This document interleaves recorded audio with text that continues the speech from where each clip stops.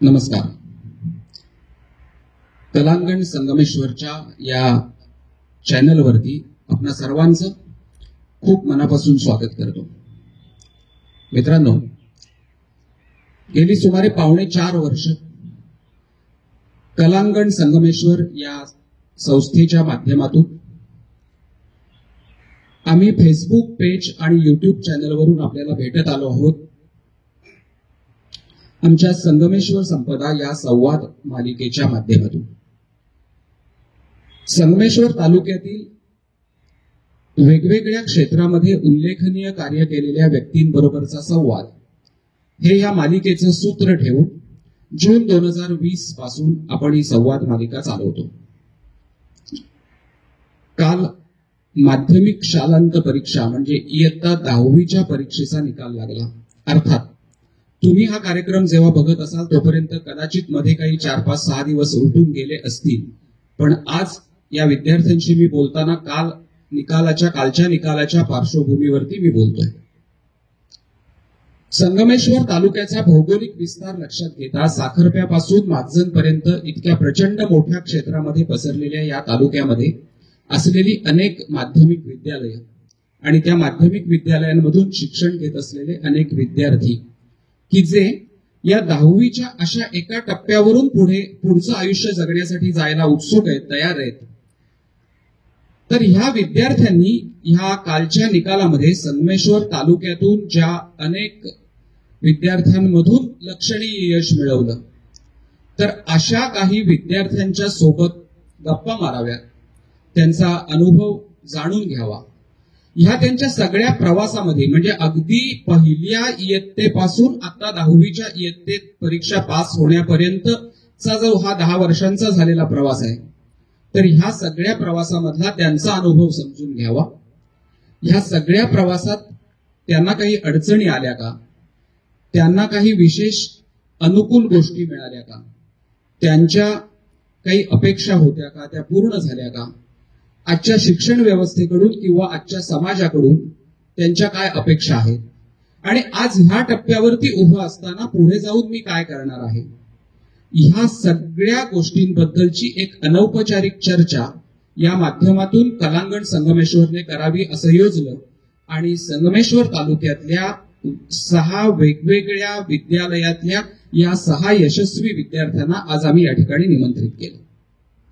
अर्थात पहिल्यांदाच एक गोष्ट अतिशय प्रामाणिकपणे कबूल केली पाहिजे की संगमेश्वर तालुक्यातून अनेक विद्यार्थ्यांनी यांच्यासारखंच लक्षणीय यश मिळवलेलं आहे. त्यातल्या काही प्रातिनिधिक विद्यार्थ्यांसोबत आपण हा संवाद करतो आहोत. अगदी पार्थ सारख्या 100% मार्क मिळवलेल्या विद्यार्थ्यापासून ते 94% मार्क मिळवलेल्या विद्यार्थिनीपर्यंत या 6% सुद्धा अनेक विद्यार्थी संगमेश्वर तालुक्यामध्ये आहेत. सर्वांशी संपर्क करणं इतक्या कमी कालावधीत शक्य नव्हतं. काही जणांना संपर्क करूनही येता येणं शक्य नव्हतं. त्यामुळे ज्यांना शक्य झालं त्या प्रातिनिधिक विद्यार्थ्यांसमवेत आजचा हा गप्पांचा कार्यक्रम आपण करतो आहोत. आज माझ्या सोबत आहे आपल्या कोकण विभागीय मंडळामध्ये पहिला आलेला विद्यार्थी आणि ज्याला 100% मार्क मिळाले असा विद्यार्थी पार्थ ब्रीद, मीनाताई ठाकरे विद्यालय साडवली या शाळेचा हा विद्यार्थी आहे. माझ्यासोबत Gunjan Khawale, Arundhati Padhye English medium school Devrukh या शाळेची विद्यार्थिनी आहे. तिने 99.20% मार्क मिळवले. न्यू इंग्लिश स्कूल देवरुखचा पार्थ भागवत हाही आपल्या या गप्पांमध्ये सहभागी झालाय. त्याला 97% मार्क मिळाले. साखरप्याच्या तुग गांधी विद्यालय कोंडगाव येथील ऋग्वेद रेमणे याने 95% मार्क मिळवले. मागजन इंग्लिश स्कूल मागजनच्या वेदिका मोरे हिला 94.80% गुण मिळाले. आणि भाईशा घोसाळकर हायस्कूल कडवई येथील मनश्री कडवईकर हिला 93.80% एवढे गुण मिळालेले आहेत. ह्या संगमेश्वर तालुक्यातील सगळ्या यशस्वी गुणवंत विद्यार्थ्यांसोबत आज कलांगणच्या या चॅनलच्या माध्यमातून आपण संवाद साधणार आहोत, त्यांचं कौतुक करणार आहोत आणि त्यांच्याकडून त्यांचे ह्या सगळ्या प्रवासातले अनुभव जाणून घेण्याचा प्रयत्न करणार आहोत. पुन्हा एकदा आपणा सर्वांचं या कलांगण संगमेश्वरच्या चॅनलवरती खूप मनापासून स्वागत करतो. आणि कार्यक्रमाला सुरुवात करण्यापूर्वी ह्या सगळ्या यशवंत गुणवंत विद्यार्थ्यांचं कलांगणच्या वतीने खूप मनापासून अभिनंदन करतो की तुम्ही इतके मार्क मिळवले. 100% मार्क ह्या पार्थ ब्रीद या नावाच्या तांबेडी ना गाव तुझं तांबेडी गाव असलेल्या अतिशय एक खेडेगाव असलेल्या गावातला मुलगा याने मीनाताई ठाकरे विद्यालयामध्ये शिक्षण घेत 100% मार्क मिळवले. हो, आपल्याला विचार सुद्धा करता येत नाही की 100% म्हणजे काय, कशाला म्हणतात. तर इथपासून 100%पासून 96% इतके मार्क मिळवलेले, अफाट मेहनत केली आहे त्यांनी. अर्थात हे यश जरी आता दिसत असलं तरी त्यांनी 9वी 8वी पासून ह्या मार्कांसाठी कष्ट केलेत, मेहनत केली आणि त्याच्यामुळे या सगळ्यांचं पुन्हा एकदा कलांगणच्या वतीने खूप मनापासून अभिनंदन करतो. कार्यक्रमाला सुरुवात करताना सगळ्यांना एक कॉमन प्रश्न विचारतो आणि पुढे जातो. मग एकेका प्रश्नावरती कदाचित एक जण कोणीतरी बोलत जाईल, पण एक प्रश्न कॉमन आहे. अर्थात हा प्रश्न थोडासा पार्थला कदाचित लागू होणार नाही कारण त्याला 100% मिळालेत. माझा पहिला प्रश्न असा आहे, एवढे मार्क मिळाले तरी सुद्धा अजून काही कमी होत झाले असं वाटतंय का? अजून काही मिळायला हवे असं वाटतं का? अर्थात हा प्रश्न पार्थला यासाठी विचारता येत नाही की 100% मिळवले तो, आता ह्याच्यापेक्षा अजून मिळण्याची सोयच उपलब्ध नाही, तर त्याच्यामुळे त्याला हा प्रश्न विचारता येत नाही. पण बाकीच्यांनी ह्या प्रश्नापासून सुरुवात करायला हरकत नाही. 97, 99, 96 इतके मार्क मिळवले तरीही असं वाटतं कुठेतरी 6 कमी पडले, अजून मिळायला हवे होते.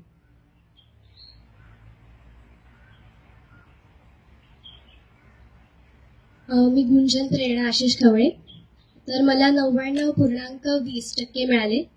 तर माझी अशी पहिल्यापासूनच म्हणजे 10वीत गेल्यावर म्हणजे असं म्हणतात की सुतकी वातावरण असतं, लगेच ओळखता येतं.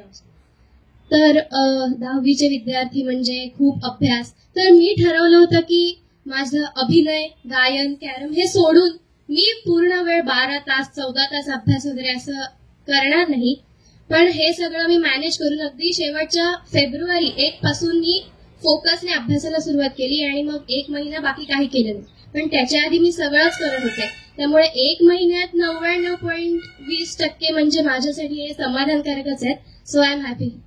म्हणजे 1 महिन्यात 99-20 मिळाले, म्हणजे 6 महिने केले असतेस तर मग याचं पण रेकॉर्ड मोडलं असतंस, म्हणजे बोर्डाला प्रश्न पडला असता कदाचित. अर्थात ठीक आहे, तू आता एक म्हणालेस की अभिनय, गायन आणि कॅरम हे सगळं सोडून मी हे करणार नाही असं ठरवलं होतं. त्याच्यावर मी येणार आहे, पण त्याच्या आधी माझ्या या प्रश्नावर बाकीच्यांना काही बोलायचं असेल तर. मला अजून 1-2% वाढले असते तरी चाललं असतं, पण मी अपेक्षित धरलेल्या टक्क्यांपेक्षा नक्कीच जास्त टक्के पडले, त्याच्यामुळे मी या टक्क्यांवर आत्ता तरी समाधानीच आहे. माझं नाव ऋग्वेद केदार रेमणे. वेदिका. नमस्कार, माझं नाव वेदिका दत्ताराम मोरे. मला 94.80% पडले आणि मलाही थोडं क्वचित वाटलं की 1-2% पडायला पाहिजे होते, पण तरी मी खुश आहे.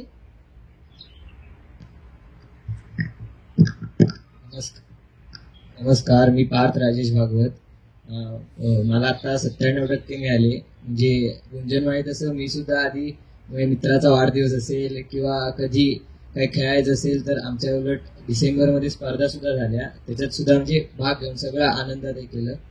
त्यामुळे 97% म्हणजे माझ्यासाठी चांगले आहेत, पण भविष्याचा जर विचार केला तर थोडं अजून वाढायला होते असं मला वाटतं.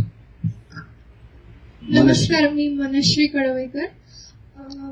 10वीत आल्यापासून म्हणजे मी असा विचार केला नव्हता की फुल फोकस मध्ये करणं, म्हणजे वाटलेलं की मी फुल फोकस मध्ये स्टडी करेन, पण मध्येच डिस्ट्रॅक्शन म्हणजे मोबाईल यूज करताना थोडासा वेळ असं करून जास्त वेळ वाया जायचा. त्यामुळे मला जेवढी अपेक्षा होती तेवढा माझा अभ्यास नाही व्हायचा. फक्त मॅथ्स, सायन्स, इंग्लिश हे 3 सब्जेक्टवर जास्त मी फोकस केला आणि म्हणून मला 93.40 भेटले, पण माझी अपेक्षा होती 96-97 भेटावेत. एकंदरीत तुमच्या लक्षात आलं असेल की 94% पासून 97% मार्क मिळवलेला विद्यार्थी-विद्यार्थिनी सुद्धा अजून 1-2% मला मिळायला हवा होता असंच अजूनही त्यांची इच्छा आहे. म्हणजे त्यांची मार्कांची भूक एक प्रकारे ज्याला म्हणू, तर ती खरंच मोठी आहे. आता हा प्रश्न पहिल्यांदाच विचारल्याचं कारण आपल्याला मी या कार्यक्रमाच्या शेवटाला गेल्यानंतर, समारोपाला गेल्यानंतर सांगतो. आपण आता पुन्हा मूळ त्यांच्या प्राथमिक शिक्षणापासून सुरुवात करूया. मी मगाशी म्हटलं त्याच्याप्रमाणे की त्यांनी 8वी 9वी 10वी पर्यंत, म्हणजे 8वी 9वी पासून ह्या शालांत परीक्षेच्या ह्या सगळ्या एका माइलस्टोन ज्याला म्हटलं जातं, तर त्या टप्प्यावरती येण्यासाठी प्रयत्न करायला अर्थातच सुरुवात केली असेल. गुंजन जरी म्हणाली असली की मी शेवटचा 1 महिना अभ्यास केला, तरी सुद्धा त्याचा पाया 8वी पासून तयार व्हायला सुरुवात होत असते, की जो नकळत सुद्धा कदाचित कधी कधी होत असतो. त्याच्यामुळे ह्या सगळ्याचं एकत्रित फलित म्हणजे हा 10वीचा निकाल असतो. पण ह्या सगळ्याचा जो मूळ पाया आहे, ज्या वेळेला आपण पहिल्यांदा शाळेत गेलो, म्हणजे इयत्ता पहिलीमध्ये, अगदी बालवाडी किंवा ते जे काही मॉन्टेसरी वगैरे तो भाग आपण सोडून देऊ, पण पहिल्या इयत्तेमध्ये ज्या वेळेला आपण शाळेत गेलो, तिथपासून शाळा या प्रकाराशी आपला संबंध आला.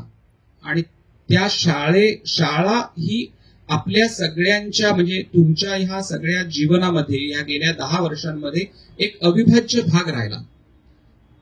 कदाचित कधी कधी असं होतं की एखादी गोष्ट घरी पालकांनी सांगितलेली ऐकली जात नाही, पण शाळेत शिक्षकांनी सांगितलेली जास्त प्रभावाने ऐकली जाते, असा पण एक अनुभव बऱ्याच वेळेला पालकांना येतो. ह्या प्राथमिक शाळेच्या शिक्षणापासून सुरुवात केली तर मला वाटतं बरेचसे विद्यार्थी यातले मराठी शाळेमध्ये शिकून पुढे हायस्कूलला आलेले असतील, तुझा अपवाद सोडल्यास, बरोबर.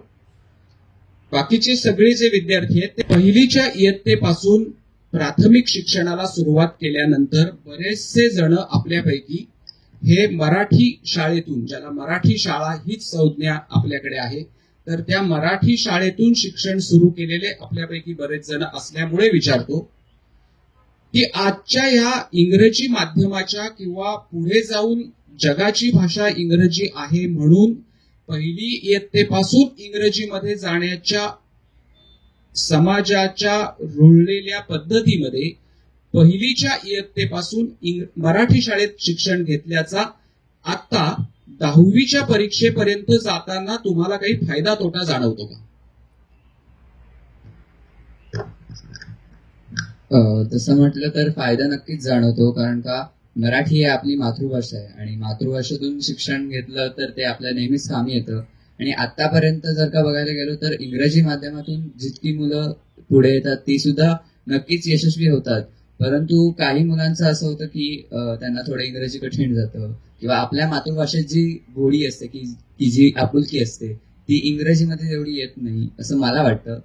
बाकीच्यांचं नाही माहीत, पण मातृभाषेतलं शिक्षण हे जास्त चांगलं आणि फायदेशीर असतं. नाही, मला विचारायचा होता प्रश्न असा की मातृभाषेतलं शिक्षण हा एक काय म्हणू त्याला की अभिमानाचा भाग झाला किंवा भावनेचा विषय झाला, पण हा भावनेचा विषय थोडासा बाजूला करून मराठी शाळेत शिकण्याची सुरुवात केल्यामुळे तुम्हाला ह्या टप्प्यावरती 9वी आणि 10वीच्या टप्प्यावरती, विशेषतः ह्या प्रश्नाचं उत्तर तू जास्त चांगलं देऊ शकतोस कारण तू 100% मार्क मिळवलेला विद्यार्थी आहेस. त्याच्यामुळे 100% मार्क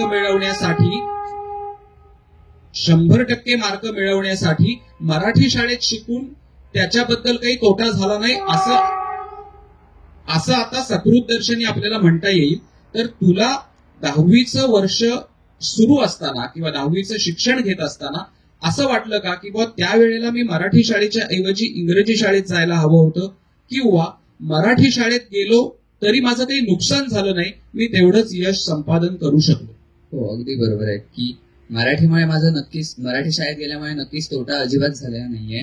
इंग्रजी शाळेत गेलो असतो तर कदाचित इंग्रजी अजून डेव्हलप झाली असती, जी की मला 11वी 12वी पुढे मी जी नोकरी करेन त्यासाठी उपयोगी पडली असती. पण मराठी शाळेतून इंग्रजीकडे दुर्लक्ष होत आहे असंही होत नाही. काही सेमी इंग्रजी शाळा त्यातून इंग्रजी सुद्धा चांगलं होतंय, त्यामुळे मराठी शाळेत घेण्याचा तोटा अजिबात होत नाही. आपल्यासोबत ह्याच्या बरोबर विरुद्ध इंग्रजी माध्यमात पहिल्या वर्षीपासून शिकलेली विद्यार्थिनी आहे म्हणून तिला विचारतो की ह्याचा अनुभव लक्षात घेता इंग्रजी माध्यमात पहिल्या वर्षापासून शिक्षण घेतल्यानंतर सुद्धा हा म्हणतो त्याप्रमाणे त्याचा फायदा झाला असेलच अर्थातच, पण त्याच्याबद्दल तुझ्या मनामध्ये नक्की काय भावना आहे की इंग्रजी माध्यमात मी शिक्षण घेतलं त्याच्यामुळे उलट जसं हा म्हणाला तसं की मराठीबद्दलचा काही कॉम्प्लेक्स निर्माण झाला का? पहिल्यापासूनच तसं मराठी माझा फेवरेटच विषय आहे.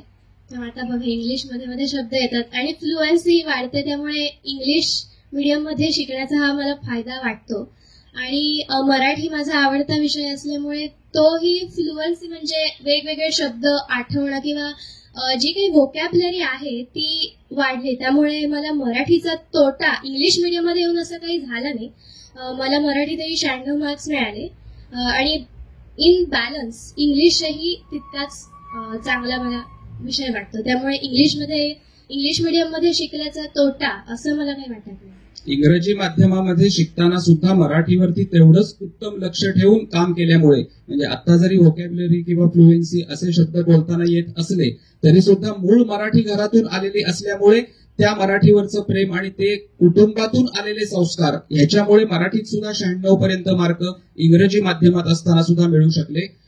तात्पर्य काय की इंग्रजी माध्यम का मराठी माध्यम हा विषय नसून शेवटी किती मन लावून आपण काम करतो, किती मन लावून आपण कष्ट करतो आणि मेहनत किती करतो त्याच्यावरती आपलं यश अवलंबून आहे. असंच एकंदर दोघांच्या सांगण्याचं तात्पर्य आहे. आपण पुढे जाऊ.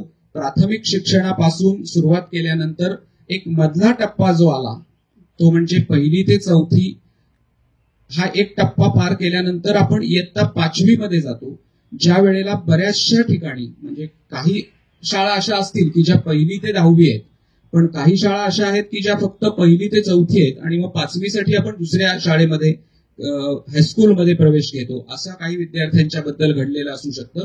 त्याच्यामुळे त्या टप्प्यावरती एक दुसरा विषय 5वी ते 8वी 9वी 10वी असा ह्या सगळ्या प्रवासामध्ये तुमच्या आलेला आहे. आणि जो या 10वीच्या परीक्षेच्या पार्श्वभूमीवरती एक पाया समजला जातो की 1ली ते 4थी हा एक तुमचा सुरुवात असते ती शाळेची. आता तर 8वी पर्यंत मला वाटतं काही परीक्षा नाही वगैरे किंवा असं काहीतरी आलंय, परंतु 5वी पासून 10वी पर्यंतचं शिक्षण घेत असतानाचा जो काही तुमचा अनुभव आहे, तर ह्या सगळ्या अनुभवामध्ये 10वीच्या परीक्षेला सामोरं जाताना 5वी पासून झालेली सुरुवात याकडे तुम्ही कसं बघता? तुझ्यापासून सुरुवात करूयात. खरं म्हणाल तर मी आधी 7वी पर्यंत मी प्राथमिक शाळेतच शिकलो. म्हणजे आमच्या इथे शेजारी शाळा आहे जिल्हा परिषद तिथे. आता 5वीला कसं स्कॉलरशिप पण एक त्याच्यात आहे, मग त्याच्यात बुद्धिमत्ता विषय, मग त्याच्यामुळे लॉजिकल थिंकिंग वगैरे आपलं डेव्हलप होतं. आणि 10वीला सुद्धा मग ते काय काही अचानक नाही, आपल्याला सुद्धा अगदी साधं असतं उत्तर पण काय काही लक्षात येत नाही, मग त्यात जरा भर पडली असं स्कॉलरशिपमुळे परीक्षांमुळे वगैरे असं. 7वी पर्यंत प्राथमिक शाळेत शिकलो असं तो म्हणाला, म्हणून मला एक आठवलं की 1ली ते 10वी ही सगळी 10च्या 10 वर्ष एकाच शाळेत शिकलो असं कोणी आहे का? गुंजन आहे. तर म्हणून मी गुंजनला ह्या निमित्ताने प्रश्न विचारतो की 1ली म्हणजे माझ्या डोक्यात असं होतं की 1ली ते 4थी एक शाळा असेल, 5वी ते 10वी दुसरी शाळा असेल. जसं हा म्हणाला की 1ली ते 7वी माझी एक शाळा होती आणि 8वी 9वी 10वीला दुसरी शाळा होती. पण तुझ्या बाबतीमध्ये 1ली ते 10वी 10 वर्ष तुझी एकच शाळा होती. एकच शाळा असल्याचा काही फायदा वेगळा किंवा त्याच्याबद्दलचा काही तोटा सुद्धा कदाचित, अरे मला वेगळ्या शाळेत जाता आलं नाही, वेगळी मित्र मैत्रिणी मिळाले नाहीत, असं काही जाणवतं का? आमच्या आधी शाळेत आणि स्पेशली माझ्या वर्गात म्हणजे कॉम्पिटिशन तशी खूप आहे. त्यामुळे पहिल्यापासून शेवटपर्यंत तेच कॉम्पिटिटर्स डोळ्यासमोर ठेवून शेवटपर्यंत ध्येय गाठण्याची जी जिद्द असते ती मला एकाच शाळेत 1ली पासून 10वी पर्यंत राहिल्यामुळे मिळाली. म्हणजे आता हा माझा कॉम्पिटिटर आहे तर मग मला ह्याच्यापेक्षा जास्त म्हणजे ती कॉम्पिटिशन पहिल्यापासूनच तशी असते. त्यामुळे पहिल्यापासून ते असल्यामुळे त्याचा एक फायदा नक्कीच झाला. आणि हा शाळा बदलली असते तर मित्रमैत्रिणी तर आहेतच वेगळे, पण ते बाकीच्या क्षेत्रांमुळेही झालेत तसे, त्यामुळे तोही तोटा नाहीये. कॉम्पिटिटर डोळ्यासमोर असल्यामुळे ते ध्येय गाठण्याची एक जिद्द मिळाली असं गुंजन म्हणाली. म्हणून माझ्या पुढच्या प्रश्नाकडे जाण्यापूर्वी एक विचारतो की जो तुम्हाला सगळ्यांना कॉमन आहे की आज 10वीच्या वर्षातून पुढे जात असताना कॉम्पिटिटर हा शब्द तिला वापरावासा वाटला, याचा अर्थ की ह्या सगळ्याकडे तुम्ही स्पर्धात्मक दृष्टिकोनातून पाहताय, असा त्याच्यातून एक मेसेज जातो. तर आज 10वी पर्यंतचं म्हणजे 10वीची परीक्षा ही सुद्धा इतक्या स्पर्धात्मक दृष्टिकोनातून पाहण्यासारखी तुम्हाला वाटते?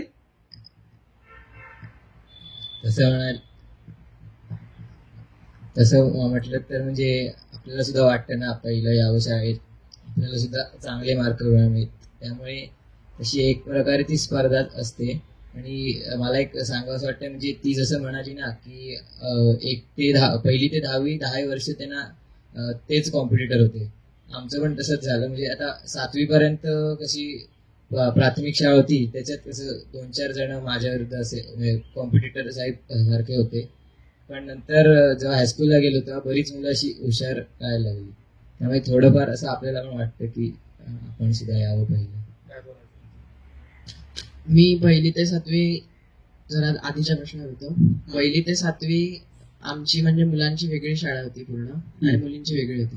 त्यामुळे मला तसं 8वीत गेल्यावर फायदा झाला. म्हणजे मुलींसोबतचं जे आपण जेव्हा संवाद साधतो तेव्हा जी आपल्याला सहजता येते ती मला आधी नव्हती आणि ती 8वी नंतर यायला लागली हळूहळू. तसा एक फायदा झाला आणि नवीन मित्र जोडले गेले काही. आणि आता कॉम्पिटेटिव्ह म्हटलं तर आता मला तरी 10वीलाच मला कॉम्पिटिशन असं आहे असं वाटलं. त्याच्या आधी मला इतकं वाटलं नाही किंवा मी इतकं काय म्हणतात असं ह्याने घेतलं नाही, जास्त मनावर असं घेतलं नाही. पण मला 10वीला खरं वाटलं की आपल्या ह्याच्यात कॉम्पिटिशन आता जास्त आहे असं.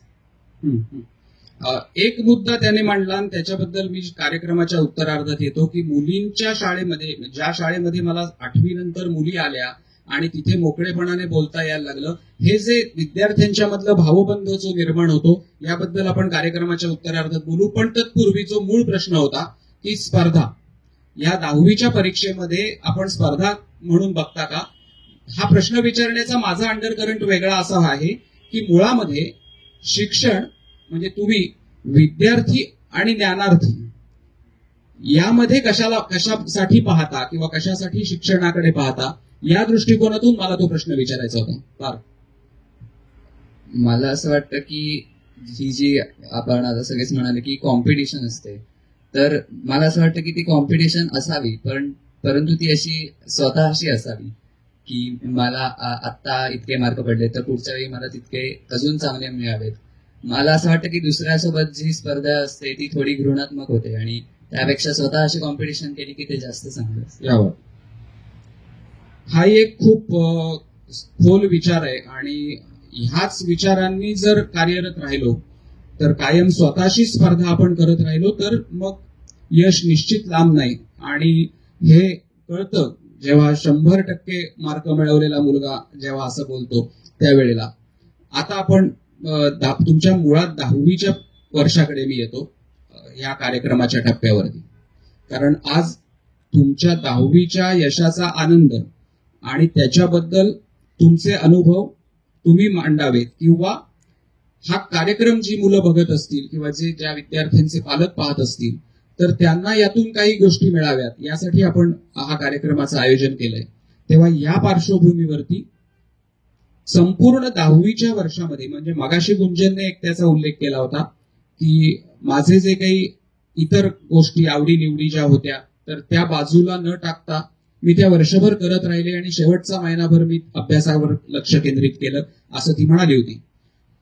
तर या पार्श्वभूमीवरती विचारतो, ह्या प्रश्नाचं उत्तर मात्र सगळ्यांकडून मला अपेक्षित आहे की 10वीच्या वर्गात गेल्यानंतर, 9वीतून परीक्षा पास झाल्यानंतर 10वीत गेल्यापासून 10वीची परीक्षा होईपर्यंत किंवा किंबहुना 9वीची परीक्षा झाल्यापासून 10वीची परीक्षा होईपर्यंत या संपूर्ण काळामध्ये तुम्ही केलेलं अभ्यासाचं नियोजन, त्याच्यासाठी काही तुम्ही टाइम टेबल केलं असाल किंवा त्याच्यासाठी काही वेगळी शिस्त अंगी बाणवली असाल किंवा काही तुम्ही तुमच्यावरती वेगवेगळी बंधनं घालून घेतली असाल वगैरे वगैरे, तर याबद्दल थोडं सविस्तर सगळ्यांकडून ऐकायला आवडेल. सुरुवात तुझ्यापासून करूया. खरं तर 9वीतच आपल्याला अर्ध घाबरवलं जातं, पुढच्या वर्षी 10वी आहे, बिंदास नका राहू, पूर्ण काहीतरी त्याग, कशाचा तरी त्याग करावा लागेल. आणि नियोजनाचं म्हटलं तर मी खरं मनापासून सांगते, मी कोणतंही टाइम टेबल लावलं नव्हतं. माझं एकच सूत्र होतं, 8-8-8 8 तास झोप, 8 तास अभ्यास आणि 8 तास शाळा वगैरे ते यायचं. आणि मधल्या त्या 8 तासांमध्ये म्हणजे अभ्यासांच्या 8 तासांमध्ये अर्ध लिखाणही यायचं माझं. आणि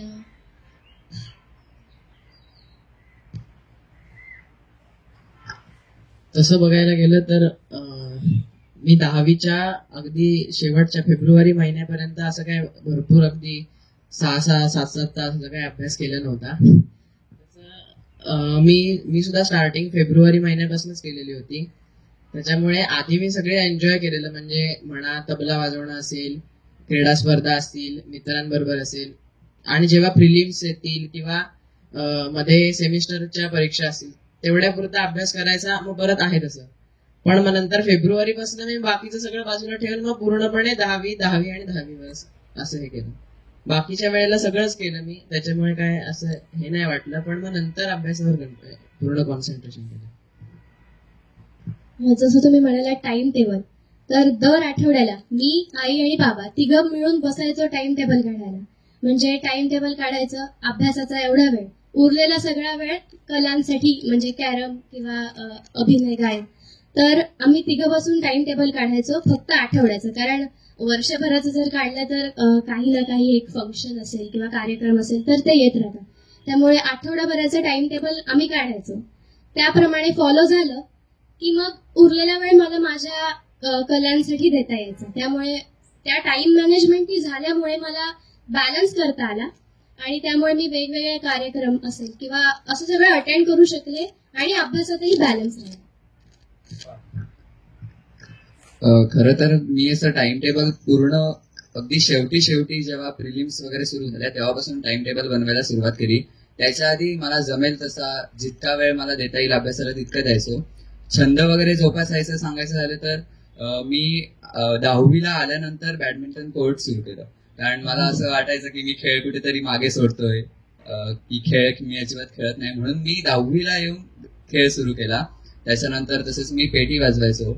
अगदी मी असं 10वीसाठी पेटीचे क्लास बंद केले होते, पण पेटी वाजवणं किंवा पेटीचा छंद जोपासणं अजिबात सोडलं नव्हतं. आमच्या अनेक स्पर्धा असायच्या, त्या स्पर्धांमध्ये भाग घ्यायचो. अगदी पेपरच्या आधी 2 महिने सुद्धा आम्ही जवळजवळ 5-6 स्पर्धांमध्ये जाऊन आलो होतो. त्याची 2-2, 3-3 तास प्रॅक्टिस असेल ती अजिबात चुकवायची नाही. अभ्यासाचा वेळ सांभाळून हे आपले सगळे छंद जोपासत होतो. अगदी 10वीच्या एका वर्षातच जणू 7-8 वक्तृत्व स्पर्धा सुद्धा केल्या होत्या. म्हणजे असं अजिबात माझे छंद जे आहेत ते मी दूर कुठेही केले नव्हते. तसंच अजून सांगायचं झालं तर विज्ञानच्या स्पर्धा वगैरे असतात, त्याच्यात मी विज्ञान प्रश्नमंजुषेत भाग घेतला होता. गणित प्रश्नमंजुषा होती, तिला नेमकं जाता आलं नाही, पण ती सुद्धा एक आवड होती, ते सुद्धा छंद जोपासले होते. म्हणजे असे 10वीसाठी कुठलं सोडलं नव्हतं. शेवटच्या 2 महिन्यात मात्र 10वीवरती पूर्ण फोकस करून अभ्यास केला होता, टाइम टेबल बनवून. 9वीत मला ड्रॉइंगचा छंद होता, तर मी ठरवलेलं की इंटरमिजिएट द्यायची. त्यासाठी मी 10वीत पण सप्टेंबरपर्यंत ड्रॉइंगला 2-3 तास द्यायचे दिवसातून. पुन्हा लिखाण वर्षभर जास्त होतं स्टडी करण्यापेक्षा, त्यामुळे स्टडी करण्यापेक्षा लिखाणामध्ये माझा जास्त वेळ जायचा. त्यामुळे सुरुवातीला स्टडी माझा खूप कमी होता. मग जेव्हा सुट्टी असायची तेव्हा माझा स्टडी व्हायचा, म्हणजे पुस्तक वाचणे वगैरे ते तेव्हाच व्हायचं. आणि बाकीच्या वेळ नुसतं लिखाण स्टडी नावाची गोष्टच नव्हती. आणि जेव्हा एक्झाम यायची तेव्हा लिखाण नसायचं, मग तेव्हा मला स्टडी करायला टाइम मिळायचा, म्हणजे खूप कमी टाइम मिळायचा. आणि त्याच्यात मग 95 असे माझे मार्क्स यायचे प्रिलिम्सला वगैरे. आणि मी सप्टेंबर ते ऑक्टोबरपर्यंत मी फक्त बॅडमिंटन खेळलेले 1 महिना फक्त. कारण मला सगळ्या माझ्या मैत्रिणी म्हणायचे तू काय खेळत नाहीस वगैरे, फक्त अभ्यास करतेस. पण त्यांना माहित नव्हतं की मी पूर्ण वेळ लिखाण करायचे आणि मला थोडासाच वेळ स्टडीला भेटायचा. मग तेव्हा मी स्टार्ट केलेली ती हॅबिट, म्हणजे मला तो आवडायचं बॅडमिंटन म्हणून. पुन्हा चित्रकला मी जेव्हा इंटरमिजिएट झाली तेव्हा सोडून दिली, कारण आता बोर्डाची एक्झाम जवळ येते, मग मी सोडून दिली ते. आणि मग मॅथ्स, सायन्स, इंग्लिश ह्याच्यावर जास्त फोकस, कारण सायन्सला जायचं होतं. आणि हिस्ट्री, जिओग्राफी फक्त रट्टा मारायचं असं ठरवलेलं, आणि त्याच्यात आउट ऑफ पण यायचे ते करूनच. कॉन्सेप्ट अशी कधी घेतली नव्हती. बरोबर. 9वी झाल्यानंतर मी काय असं वेगळं काही शेड्यूल किंवा टाइम टेबल असं काही बनवलं नव्हतं. म्हणजे खरं तर फेब्रुवारीत सुद्धा म्हणजे आम्ही आट्या वगैरे अगदी सुद्धा खेळत होतो. पण नंतर जरा मनावर घेतलं. पण आधी पूर्ण 10वीचं वर्ष जो अभ्यास करायचो तो प्रामाणिकपणे अगदी म्हणजे संध्याकाळी खेळून आल्यानंतर म्हणजे जेवण वगैरे झालं की रात्री थोडाफार म्हणजे जो घरचा अभ्यास म्हणायचा आपण तो वगैरे केला की सकाळी मग जरा पाठांतरावर जोर देत होतो. पण अगदी काय प्रेशर वगैरे काय त्याचं घेतलं नव्हतं.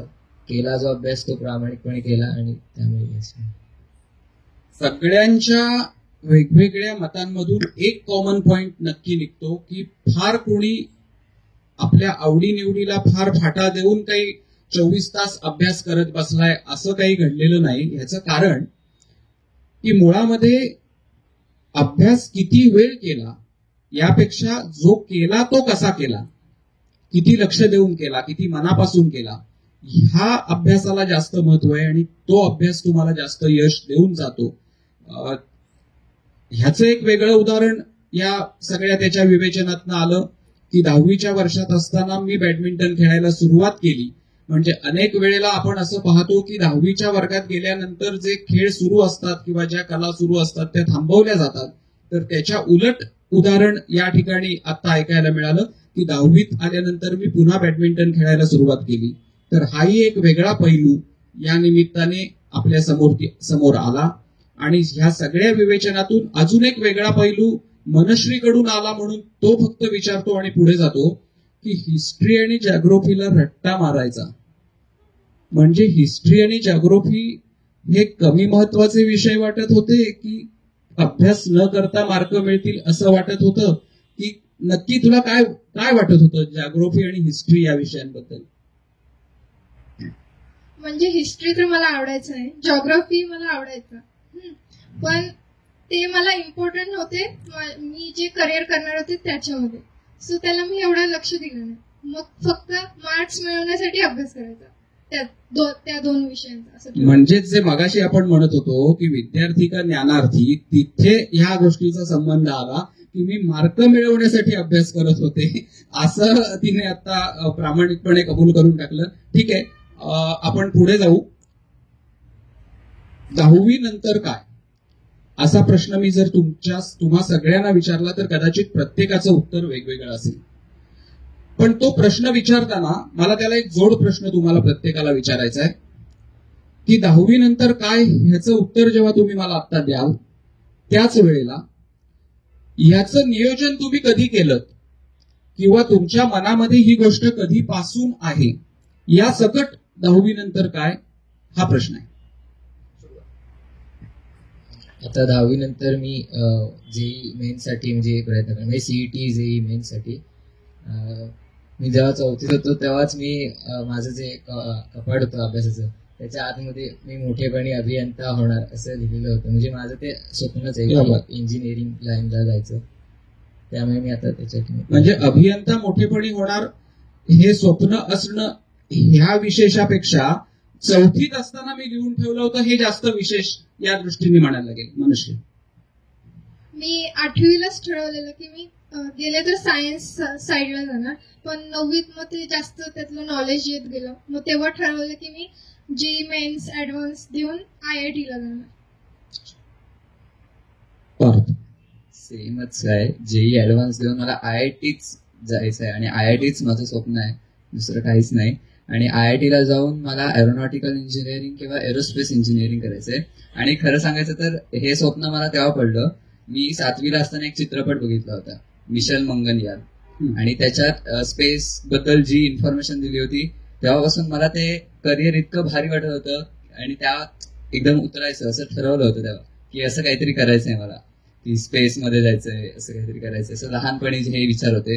आणि तेच करण्यासाठी काय करता येईल तर हे एरोनॉटिकल इंजिनिअरिंग करता येईल. त्यासाठी वेगवेगळी पुस्तकं वाचली, अब्दुल कलामांचं आत्मचरित्र वाचलं, अशी वेगवेगळी पुस्तकं एकत्र करून मला कळलं की ह्या साईडला जाण्यासाठी आपल्याला हे करावं लागेल आणि तेव्हापासून ठरवलं. हवेत उंच भरारी घेण्यासाठी तुला खूप शुभेच्छा.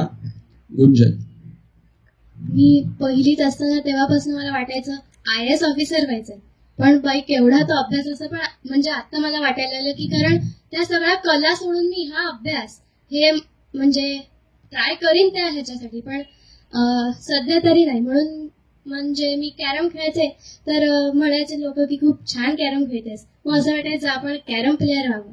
गायला लागले एक तू खूप छान गायन करतेस. मग असं वाटतं गायिका व्हावं. अभिनय छान करतेस, अभिनेत्री व्हावं. पण मग मी करू काय? अभ्यास तर येतो, म्हणजे अभ्यासात पण आहे. मग मला हे सगळं हवंय, पण मी सगळं कसं घेऊ? मग मला आता त्यातनं असं हे झालं की JEE CET बिटसेट ह्या एक्झामचं प्रिपरेशन करणार, पण ह्या कलाही सगळ्या सांभाळत. मला लहानपणीपासून आधी इतिहास विषयाची किंवा भूगोल विषयाची आधी आवड होती. त्याच्यामुळे आणि नंतर 7वीला मी विश्वास नांगरे पाटलांचं पुस्तक वाचलेलं. त्याच्यामुळे मला आता IAS होणं हे आता माझ्यासमोर ध्येय, कारण त्यासाठी आपले इतिहास विषय किंवा भूगोल विषय असे लागतात. त्याच्यामुळे मला त्या ह्याच्यात काहीतरी करिअर करायला आवडेल म्हणून मी ते निवडणार आहे. त्यामुळे मला इतिहास आवडायचा म्हणून मी ते निवडणार. काय निवडणं? IAS किंवा IPS स्पर्धा परीक्षा. लहानपणापासूनच बाबा म्हणायचे की UPSC कर, कलेक्टर हो. पण लहानपणी काही तेवढी अक्कल नव्हती की कलेक्टर म्हणजे काय कळावं. नंतर हळूहळू ओळख व्हायला लागली. नंतर कळायला लागलं की आपल्या इकडून UPSC MPSC ला जाणारे खूप कमी लोक आहेत. म्हणून मग मी UPSC निवडलं. माझी डावी बाजू अभियंत्यांची आहे आणि माझी उजवी बाजू ही प्रशासनाची आहे.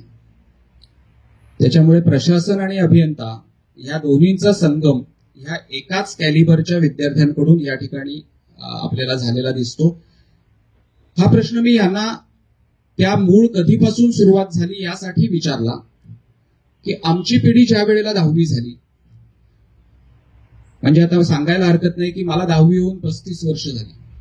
35 वर्षांपूर्वी जेव्हा आम्ही 10वी झालो त्यावेळीची परिस्थिती आणि आज 2024 साली जी बॅच 10वीची बाहेर पडली त्यावेळीची परिस्थिती ह्याच्यामध्ये खूप जमीन आसमानाचं अंतर आहे. आणि ही सगळी मुलं सोशल मीडिया असेल, सभोवतालचा अवकाश असेल, वेगवेगळे झालेले जगामध्ये घडलेले बदल असतील, ह्या सगळ्यातून समृद्ध होत होत त्यांचे विचार खूप लवकर समृद्ध झालेत. आम्हाला 10वी पास होईपर्यंत सुद्धा कळत नसायचं की आता 11वीत जायचं का काय, सायन्सला जायचं का कॉमर्सला जायचं. किंवा नवीन शैक्षणिक धोरणामध्ये तर आता तुम्हाला एका क्षेत्रातून दुसऱ्या क्षेत्रात जाण्याची सुद्धा मुभा न्यू एज्युकेशन पॉलिसीने दिलेली आहे की जे आता नवीन शैक्षणिक धोरण लागू होत आहे. त्याच्यामुळे ह्या सगळ्या पार्श्वभूमीवरती हा विचार ही मुलं कधीपासून करतायत हा प्रश्न विचारण्याचं जास्त कारण होतं. आता ही म्हणताना जसं म्हणाली की ह्या सगळ्या अभ्यासाचा विचार करता करता मला असं वाटत होतं की हे करू का, अभिनय करू का, गायन करू का, कॅरम खेळू वगैरे वगैरे. तर ह्या सगळ्या अभ्यास करताना प्रत्येकाने कोणी मी अभियंता होईन असं म्हटलं, मी कोणी IPS होईन, IAS होईन असं म्हटलं. तुमच्यापैकी कोणाला असं वाटतं का की एखादी आपली असलेली कला की जी लहानपणापासून मला आवडत आली, जो छंद मी जोपासत आलो, तर ह्या कलेच्या माध्यमातून सुद्धा काही करिअर घडतं किंवा करिअर करता येतं, तर असा काही विचार कोणाच्या मनामध्ये कधी आला का? किंवा अशा प्रकारची इच्छा तुम्हाला कोणाला या पार्श्वभूमीवरती आहे का? मी साधारण 3री-4थीत असल्यापासून तबल्याचा क्लास जॉईन केलेला होता. त्याच्या आधीपासून मी इकडे डबा वाजव, इकडे कुठे गाणी म्हण, काहीतरी म्हणजे पहिल्यापासूनच मला संगीत क्षेत्रात आवड होती. त्याच्यामुळे मला अजूनही असं कधी कधी वाटतं की आपण जॉब तर करायचंच आहे किंवा हे काहीतरी करायचंच आहे, पण त्याही पलीकडे जाऊन कधीतरी आपल्यातली कला म्हणजे काय असं जॉब म्हणून किंवा करिअर म्हणून असं कलेकडे नाही बघायचं, तर स्वतःला आवड आणि ही खरं तर देणगी आहे की कोणती तरी कला प्रत्येकात आहे. त्याच्यामुळे मला असं नक्कीच वाटतं की कलाकार व्हावं, पण ते पैशासाठी नसून मला स्वतःसाठी कलाकार होणं सगळ्यात जास्त आवडेल.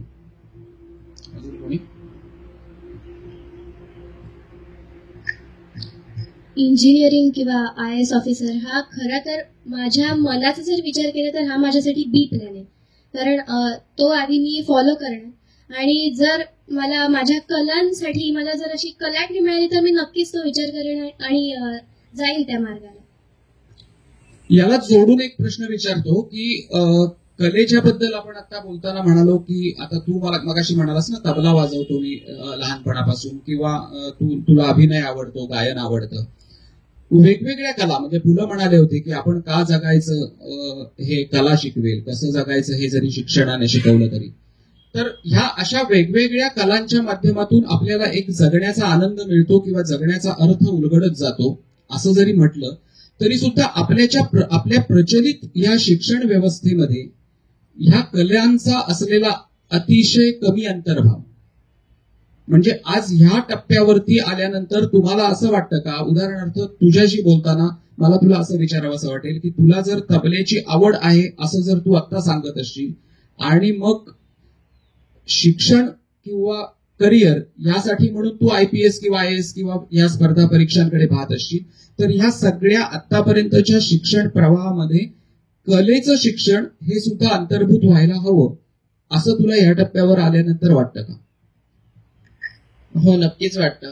कारण जसं बघायला गेलं तर प्रत्येक माणसात कला ही आहेच.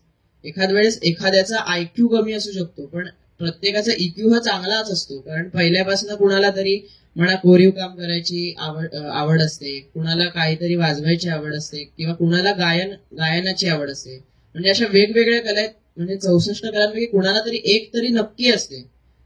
मग त्याच्याऐवजी त्याच्याकडे IQ कमी असेल त्याच्यामुळे तो शिक्षण क्षेत्रात नसेल पण तो कला क्षेत्रात उतरून तो आपलं व्यवसायही करू शकतो आणि स्वतःला आवडेल असं सुद्धा करू शकतो. म्हणजे एखादं आपण जर उदाहरण घेतलं तर झाकीर हुसेन हे स्वतः म्हणजे आता त्यांच्या प्रोग्राम्सना मागणी सुद्धा आहे आणि त्यांनी स्वतःची कला म्हणजे स्वतःलाही आनंद मिळतोय स्वतःच्या करिअरमध्ये आणि जे म्हणजे बाकीचं जे त्यांचं आपण बघता येईल त्यांना म्हणजे पैसेही मिळतात. म्हणजे दोन्ही आनंद आहे. त्याच्यामुळे कला हा मला चांगलं वाटेल त्याचा अंतर्भाव जास्त केला तर. याच्यावरती कोणाला काय? मला असं वाटतं की कला हा आपला एक आनंद आहे, आपला एक विरंगुळ आहे. जरी आपण कुठल्याही क्षेत्रात नोकरी केली, व्यवसाय केला तरी कला हे एक, जरी म्हटलं मी की मी एक इंजिनियर होणार आहे, मी दिवसभर ऑफिस करून घरी आलो की मला 2 मिनिटं जरी पेटी वाजवली तरी माझ्या मनाला शांतता लाभणार आहे. त्यामुळे कला ही एक काय म्हणतो आपण आनंद आहे आपला. तो व्यवसाय होऊ शकतो परंतु मला असं वाटतं की कलेमध्ये व्यवसाय करणारे क्वचित माणसं आहेत अगदी. म्हणजे जेव्हा आपण बघतो की एक लता मंगेशकर खूप मोठी सिंगर झाली तेव्हा कित्येक गायिका अशा आहेत की ज्या खूप खालती राहिल्या. तसंच जर का आपण म्हटलं की एक विराट कोहली एक खूप मोठा क्रिकेटर झालाय तर कित्येक क्रिकेटर हे अजून गल्ली क्रिकेटमध्येच खेळत आहेत. असं बघायला गेलो तर कला आहे, प्रत्येकाकडे काही ना काही असते परंतु क्वचित माणसं त्यातून पुढे जातात. कला ही स्वतःच्या आनंदासाठी असावी असं म्हणतात. बरोबर. कसं म्हणायला गेलं तर दोघांचंही म्हणणं पडते. म्हणजे कला व्यवसायात्मक पण असू शकते किंवा हा म्हणतो तसं पण त्यांना म्हणजे कलेला त्यांच्या वाव मिळत नाही काय जण त्यामुळे थांबतात. मग मी सुद्धा तसं त्याच्यासारखं तबला वाजवतो पण माझ्या मते हा म्हणाल तसं की व्यवसायासारखं नाही पण जरा विरंगुळा किंवा आता परीक्षेला सुद्धा जाताना कसं जरा तबला थोडा वेळ वाजवला की माइंड म्हणजे फ्रेश व्हायचं जरा. त्यामुळे कलात असंच माझं.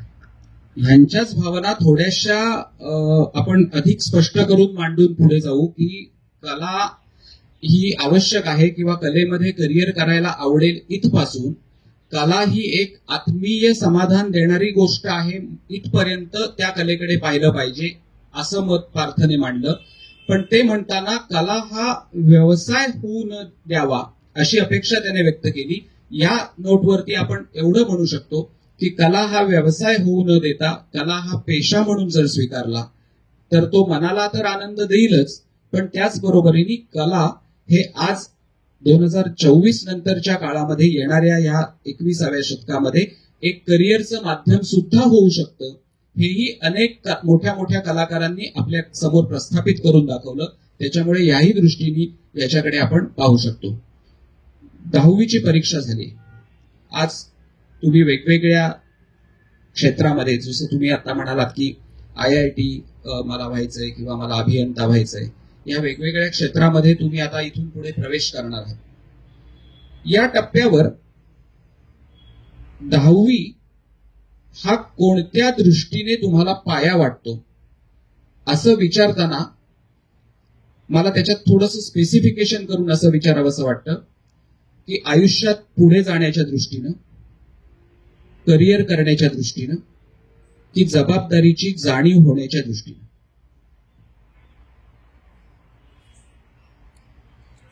मला तर वाटतं 10वी हे फक्त शिक्षणापुरतं मर्यादित आहे. कारण 10वीचा जो बेस आहे तो अगदीच साधा आहे, नॉर्मल आहे, की मुलं अगदी तो सहज तारून येतात. परंतु पुढे जे आपल्याला शिक्षण घ्यायचं आहे ते खूप खडतर असणार आहे. त्याच्यात काय म्हणतो आपण, करिअर तर असणारच आहे, जबाबदारी सुद्धा तितकीच असणार आहे आणि पुढची चिंता देखील तितकीच असणार आहे की आपण पुढे काय करू, कशी नोकरी वगैरे सगळंच. त्यामुळे आत्ता जो 10वीचा बेस आहे तो फक्त पाया आहे आणि तो फक्त एक शिक्षण आहे. त्याच्यात अशी जबाबदारी किंवा असं करिअर असं काही नाही असं मला वाटतं. हा म्हणाला त्याचं पटतंय, पण आता त्याला सुद्धा 100% मिळालेत. मग त्याला सुद्धा एक जबाबदारी आहे ना की 12वीला त्यानं तसंच कॉन्स्टंटली म्हणजे 90-100 यामध्ये राहावं असं. त्यामुळे त्याच्यात ती जबाबदारी पडतेच ना असं 10वीच्या मार्कांना. नाही, माझा विचारण्याचा प्रश्न हा मार्कांबद्दल किंवा तुमच्या परीक्षेतील यशाबद्दल नाही. आज तुम्ही शालांत परीक्षा उत्तीर्ण झालात. शालांत ह्या शब्दातच शाळेचा अंत आहे. म्हणजे आज शाळा संपली, आजपासून तुमची शाळा संपली, तुम्ही महाविद्यालयामध्ये प्रवेश घेणार. शाळा हे क्षेत्रच असं आहे किंवा शाळा ही गोष्टच अशी आहे की जिथे अतिशय निर्मळ, निर्व्याज, निस्वार्थी, निरपेक्ष अशा प्रकारचं एक वातावरण असतं आणि ते एक जे भावविश्व असतं त्या विद्यार्थ्यांच्या मनामध्ये निर्माण झालेलं, तर ते ह्या सगळ्याच्या पलीकडे गेलेलं असतं. मग ती स्पर्धा असेल किंवा ते पुढचं करिअर असेल किंवा ती सगळी जीवनातली ओढाताण असेल, या सगळ्याच्या ते पलीकडे गेलेलं असतं. या पार्श्वभूमीवरती आज शालांत परीक्षा संपवून पुढे जाताना आता वयाच्या 16व्या, 15व्या, 16व्या, 17व्या वर्षी मी एक जबाबदार नागरिक म्हणून समाजामध्ये पुढे येणार आहे. आज समाज माझ्याकडे एका वेगळ्या अर्थाने पाहतोय. पार्थ ब्रीद ह्या मुलाला 100% मार्क मिळाले याचा अर्थ केवळ तो एक हुशार विद्यार्थी म्हणूनच सीमित न घेता त्याच्याकडून समाजाच्या अजून काही वेगळ्या अपेक्षा आहेत म्हणून समाज आज त्याच्याकडे पाहतोय. या दृष्टीने माझा तो प्रश्न होता की आयुष्याच्या ह्या टप्प्यावरती की तुम्ही ह्या 10वीच्या पाया म्हणून त्याच्याकडे कसं पाहता? आता म्हणाल तर या दृष्टिकोनातून विचार केला तर ती नक्कीच आमच्यावरती जबाबदारी आहे की या समाजाला घडवायचं आहे. आता पुन्हा एक देशाच्या दृष्टीने विचार करायला गेला तर एक विकसित राष्ट्र आम्हाला घडवायचं आहे. ही जबाबदारी आहे असं म्हणायला सुद्धा हरकत नाही. देशाच्या दृष्टीने विचार केला तर विकसित राष्ट्र घडवायचंय असं म्हणायला हरकत नाही असं तो म्हणाला. म्हणून विचारतो की आज देशसेवा या शब्दाचे भयंकर अर्थ एक समाज माध्यमांमध्ये काढले जात असताना ह्या तुमच्या वयामध्ये तुम्ही देशसेवा कुठल्या अर्थाने पाहता? देशसेवा म्हणजे बॉर्डरवरच जाऊन देशाची सेवा करावी असं काही नाही. अगदीच आपण साध्या गरिबांचीही मदत करून देशाची सेवाच होते. त्यामुळे छोट्या छोट्या गोष्टींमधूनही देशसेवा घडते असं मला वाटतं. माझ्या दृष्टीने मला असं म्हणायला आवडेल की आपण आपल्याकडे जी बुद्धी आहे त्याचा उपयोग करून नवनवीन गॅजेट्स तयार करून एखादं काम कसं सुलभ होईल याच्याकडे लक्ष द्यायला पाहिजे. म्हणजे कमी मेहनतीने जास्त चांगलं काम करायला पाहिजे देशासाठी. त्यामुळे देशाची प्रगती अजून वेगाने होईल असं मला. पहिलं म्हणजे सेवा ह्या शब्दाचा खरा अर्थ बघितला तर निस्वार्थ आणि निर्व्याज. म्हणजे त्याच्याकडनं मी ही देशसेवा केली, मी किंवा गरिबांना दान दिलं, मी देशासाठी हे केलं, ह्याचा म्हणजे बाऊ न करता कोणतीही आशा न बाळगता की मला लोकांकडनं मान मिळेल किंवा मला लोक शिव्या घालणार नाहीत असा सुद्धा मान न मिळता मी जी करीन ती खरी सेवा, इव्हन देशसेवा आपण त्याला म्हणू शकतो. नाहीतर मग बाकी काय, मग काय मला पैसा पाहिजे, मला हे पाहिजे, त्यांच्याकडनं सगळंच मिळायला पाहिजे, मग त्याला सेवा म्हणण्यात अर्थ नाही. मग त्याला चाकरी म्हणू शकतो आपण त्यांची. त्याच्यामुळे माझा अर्थ असा आहे की देशसेवा म्हणजे देशाकडनं किंवा लोकांकडनं कोणतीही अपेक्षा न करता त्यांची केलेली सेवा, मग ती कोणत्याही प्रकारची असो, छोटी असो अथवा मोठीही असो. काय म्हणायचे? देशसेवा हा उल्लेख आला म्हणून आपण हा विषय घेतला. अर्थात 16व्या वर्षी हा प्रश्न विचारताना ह्याला बरेच कंगोरे आहेत किंवा याच्या बऱ्याच मर्यादाही आहेत. पण ह्या मर्यादा सुद्धा लक्षात घेतल्या तर मी रस्त्यावर कचरा करणार नाही, इथपासून खरी देशसेवा सुरू होते असं म्हणायला हरकत नाही. इतक्या साध्या साध्या गोष्टीतून सुद्धा आपण आपला परिसर स्वच्छ ठेवू, आपण जाणारा येणारा आपला जो रस्ता आहे तो स्वच्छ ठेवू, आपली गल्ली स्वच्छ ठेवू, इथपासून देशसेवा आपली सुरू होते. तर ही दृष्टीने त्या देशसेवा ह्या विषयाकडे आपण जर पाहिलं तर तू जे म्हणालास की विकसित राष्ट्र बनवण्याच्या कार्यामध्ये हातभार लागेल, तो ह्या इतक्या छोट्या छोट्या गोष्टीतून सुद्धा लागेल. अगदी ह्या आपल्या कार्यक्रमाच्या समारोपाकडे शेवटाकडे येताना एक शेवटचे 2 प्रश्न विचारतो आणि आपण कार्यक्रमाचा समारोप करू. एक स्पेसिफिक प्रश्न असा आहे की आता तुम्ही 10वी पर्यंतचं शिक्षण घेतलं, मगाशी आपण त्या शिक्षणावरती बोललो, त्या कलेचा शिक्षण क्रमामध्ये समावेश असावा का अशाही विषयाबद्दल बोललो. उद्या तुम्हाला 10वी पर्यंतच्या शिक्षणाच्या अभ्यासक्रमामध्ये बदल करण्याचा अधिकार दिला तर तुम्हाला कुठला बदल करावा असं वाटेल का? मुळात आधी असं वाटेल का? आणि वाटलं तर काय बदल करावा असं वाटेल? 10वीच्या शिक्षण पद्धतीत बदल करायचा म्हटला तर खरं तर आतापर्यंत जे आम्ही शिक्षण घेत आलोय ते अगदी बेसिक, साधं, सोपं आहे. आणि 11वीला जेव्हा आम्ही जातो तेव्हा आम्हाला खरं शिक्षण काय आहे किंवा त्याचं व्हास्ट किती आहे ते, किंवा एक विद्या आत्मसात करण्याची किती मर्यादा आहेत, किती तो अथांग आहे विद्या, हे शिक्षण किती अथांग आहे हे कळतं. त्यामुळे 10वीचा जो एक पाय आहे तो अगदीच जो साधा साधा आहे, त्याऐवजी थोडीशी 11वी 12वी किंवा त्या लेवलच्या तयारीची जर का शिक्षण पद्धतीत अजून जर का सुधारणा करण्यात आली तर ते नक्कीच मुलांच्या फायद्याचं होईल, की त्यांना 11वी किंवा 12वीला जाताना त्याचा फायदा होईल. तुम्ही जसं मगाशी विचारलं की विद्यार्थी की ज्ञानार्थी, पण मी त्याच्यात थोडासा फरक करीन की विद्यार्थी की परीक्षार्थी. म्हणजे परीक्षार्थीच मी खरं तर म्हणेन 1ली ते 10 म्हणजे 5वी ते 10वी पर्यंतचा टप्पा, आणि स्वतः मी सुद्धा तेच केलेलं आहे, परीक्षार्थी. जेव्हा तुम्ही मगाशी म्हणालात ना की विद्यार्थी हा विद्यार्थी असला पाहिजे की ज्ञानार्थी, तसा दोन्हींचा अर्थ एकच होतो. पण माझ्या मते ज्ञानार्थी आणि परीक्षार्थी असा भेद आहे. आणि आता तसं बघायला गेलं तर विद्यार्थ्यांमध्ये काय आहे की आता समजा कार्बन असेल किंवा एखादा कोणताही ऍटम असेल तर त्याची व्हॅलन्सी काय आहे ही कन्सेप्ट मला नक्की समजली आहे का, की मी फक्त आता पेपरमध्ये लिहायची आहे म्हणून मी ती पाठ केली आणि तिथे जाऊन रट्टा मारला आणि हे केली. म्हणून ते जो दृष्टिकोन आहे की त्याच्याकडे खरंच मला ते समजलंय की मी नुसतं रट्टा मारून केलंय, ते तो म्हणजे ज्ञानार्थी हा दृष्टिकोन विद्यार्थ्यांचा वाढवून असं काही करता आलं तर मी त्यासाठी काहीतरी काम करू शकेल आणि तसा काही बदल घडवू शकेल असं मला वाटतं. मला पण मग असंच टॉपिक जरा जॉईन करायचं आहे. म्हणजे मला सायन्स मध्ये फक्त नुसतं सायन्स करायचं नव्हतं, तर जेई ऍडव्हान्स ही जगातली 2nd मोस्ट टफेस्ट एक्झाम आहे, त्याच्यासाठी प्रिपेअर करायचं होतं. त्याच्यासाठी मग मला सायन्स मॅथ्स मध्ये जास्त फोकस करावा लागणार होता. आणि मी खूप मोटिवेटर्स बघितलेत की त्यांनी सगळं सोडून 12-12 तास स्टडी केलेला त्यांच्या 11th-12th मध्ये, आणि बाकी सगळं म्हणजे फ्रेंड्स सर्कल वगैरे सगळं त्यांना सोडावं लागलं, कारण ती जी टफनेस आहे ती तेवढीच आहे. त्यामुळे मग मला वाटलं की आता हिस्ट्री जिओग्राफीमध्ये फोकस करून माझं तर काय सायन्समध्ये एवढं वाढणार नाही. त्यापेक्षा ज्या मला कन्सेप्ट येत नाही त्याच्यामध्येच ती कशी करता येईल, प्रॅक्टिकल नॉलेज कसं घेता येईल याच्यावर मी भर दिला माझ्या 10th मध्ये. त्यामुळे जर कॉलेज पण चांगले मार्क्स ज्यांना मिळतात त्यांना पहिले चूज करतात ना, त्यासाठी मग मी हिस्ट्री जिओग्राफीचा चांगले मार्क्स मिळवण्यासाठी स्टडी केला, पण इतर सब्जेक्टसाठी मी नॉलेज ऍज अ नॉलेज म्हणून स्टडी केला, त्याच्यावर फोकस केला.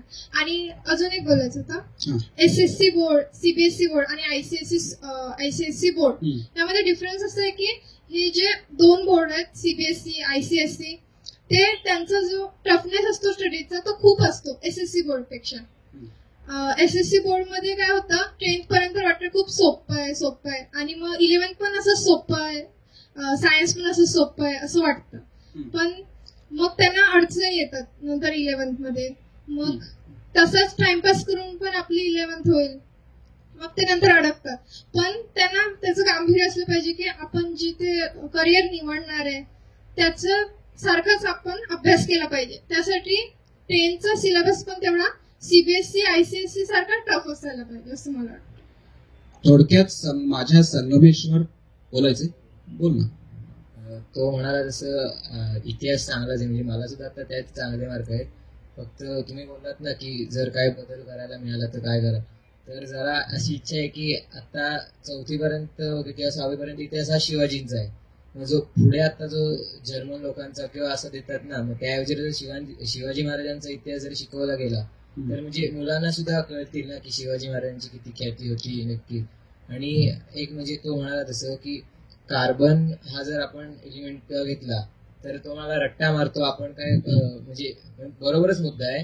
मग त्यासाठी सुद्धा शिक्षकांनी असं केलं पाहिजे की आता समजा मीच एक आहे, मग मला जर कळलं नाही तर मग अख्ख्या वर्गासमोर मी समजावून सांगावं, हा सुद्धा एक जर घेतला मुद्दा तर शिक्षण. म्हणजे तुमच्या लक्षात येत आहे का की संगमेश्वर तालुक्यातल्या साखरप्यापासून मागजन पर्यंतच्या ह्या अतिशय दुर्गम अशा आमच्या खेडेगावातून आलेले विद्यार्थी सुद्धा उद्या पॉलिसी मेकर होऊ शकतात, त्या दृष्टीने त्यांनी विचार केलेला आहे. ही गोष्ट या निमित्ताने मुद्दाम उद्धृत करायला पाहिजे. अगदी ह्या कार्यक्रमाच्या शेवटच्या टप्प्यावर ज्याचा उल्लेख मगाशी ह्याने बोलताना एक असा केला होता की 7वी पर्यंतच्या वर्गामध्ये असताना माझ्यासोबत मित्रच होते, मैत्रिणी नव्हत्या. 8वी नंतर मग आम्ही मित्रमैत्रिणी एकत्र आलो. आज ह्या वयामध्ये जेव्हा आपण कळी उमलताना असं जे म्हणतो, असं तुमचं एक वय आहे, ह्या मॅच्युरिटीच्या टप्प्यावरती तुम्ही आलेला आहात. म्हणून जाता जाता हा प्रश्न विचारतो की आता तुम्ही 11वीला जाणार किंवा पुढे इंजिनिअरिंग, IPS, MPS, SC वगैरे वगैरे अशा स्पर्धा परीक्षांना जाणार. ह्या सगळ्या टप्प्यावरती ह्या सगळे भावनिक बंध तयार होताना मित्र मैत्रीण असेल, पालक असेल, कुटुंब असेल, शिक्षक शिक्षिका असतील, तर यांच्याकडून तुमच्या भावनिक अपेक्षा काय तुम्ही निर्माण केल्या आहेत का, किंवा विचार केला आहे का, किंवा असं तुमच्या मनामध्ये काही आलं आहे का की अरे ते शाळेत असताना छान होतं, आम्ही सगळे एकत्र खेळायचो, आता ते मी ना मिस करतो. अशा टाईप मध्ये काही तुम्ही या गोष्टीवरती विचार केला आहे का? प्रत्येकाला असं वाटतं की समोरची जी व्यक्ती आहे ना ती अशीच वागली पाहिजे, माझ्या मनात आहे तशीच वागली पाहिजे. तो आयुष्यातला जो आहे ना तो काढून टाकणं महत्वाचं आहे असं मला वाटतं. ही व्यक्ती अशी आहे ना मग अशी वागू दे, आपल्या वेने ती वागेल असं आपण अपेक्षा न ठेवता काम केलं पाहिजे असं मला.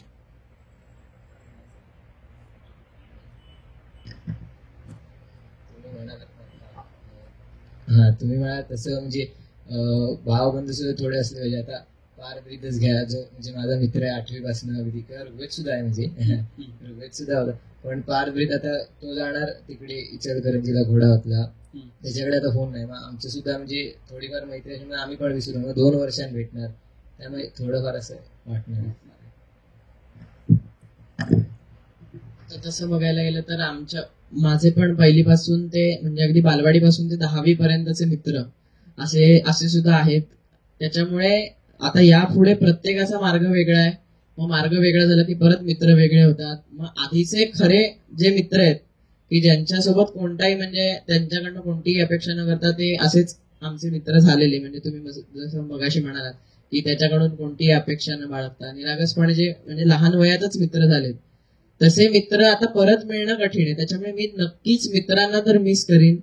आणि नंतर मग घरापासून बाहेर राहिल्यामुळे आपल्याला बाहेरच्या जगाचं नक्कीच ज्ञान मिळेल, पण घरातले जे लहान वयातले लाड आहेत ते नक्की तिथे मिळणार नाहीत. त्याच्यामुळे अनुभवही मिळेल आणि लाडही मिस करतील.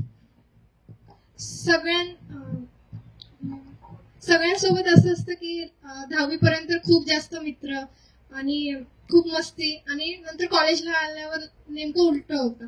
पण माझ्यासोबत असं झालं नाही की 10वी पर्यंत म्हणजे फक्त 6-7 लिमिटेड फ्रेंड्स होते.